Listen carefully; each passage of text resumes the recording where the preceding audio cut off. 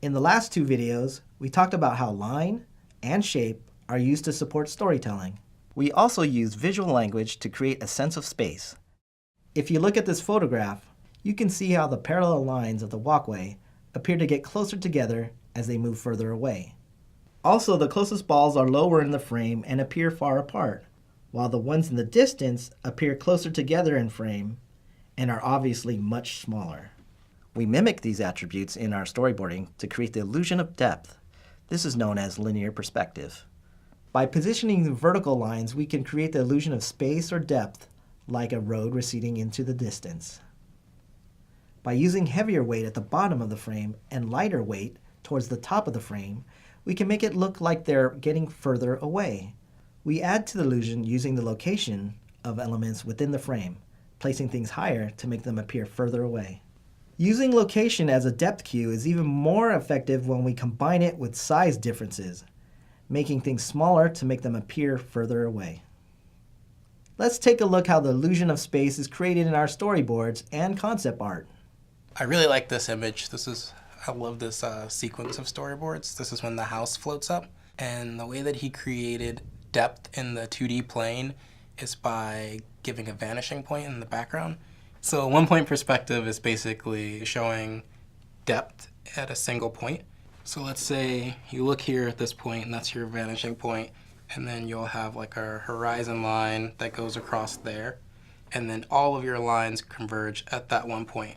So if you look over here, like this line coming down towards there, as well as that line, which comes towards there, and then these lines coming towards there, and this one coming towards there, and everything sort of points to that, and it gives you an easy way to see how forms will look in the distance.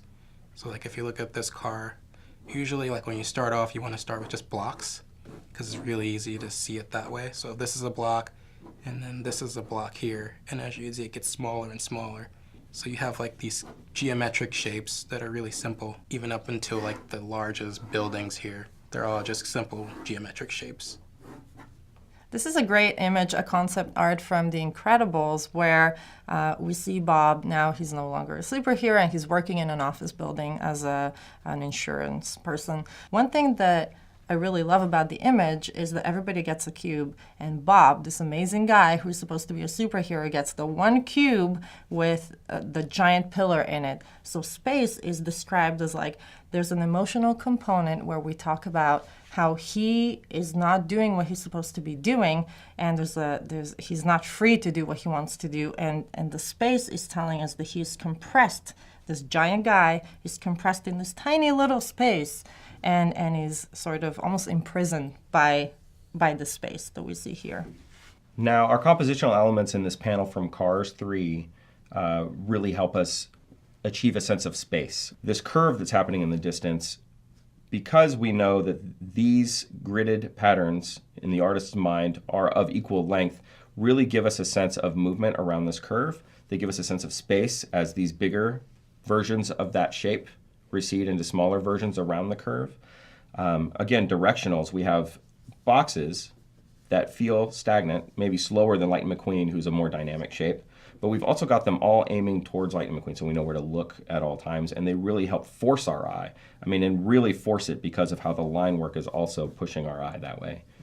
It's kind of fun to play with what happens when you remove all of those visual cues in space. And so the abstract thought sequence became sort of a fun sequence where we kind of really got to play with perspective and just kind of trick your eye in a way. When there's no visual cues to tell you that there's anything around you, you're in this room where there's no corners even, everything is just blown out, it's just pure white light. You start thinking like, I know there's a wall here somewhere, but is it right in front of me, or is it like 1,000 feet away? You can't even tell, and it's really disorienting. And it's until all these things are removed where you realize you rely on these things every day, and we rely on them for storytelling, but what happens when you just remove it all? And so we thought with abstract thought, we're going to just remove the background and all the visual cues that you start off with in the room and just really play with space. It's pretty amazing that you can create an entire 3D world with just a few lines and shapes. In the next exercise, you'll have the opportunity to think more about space and perspective.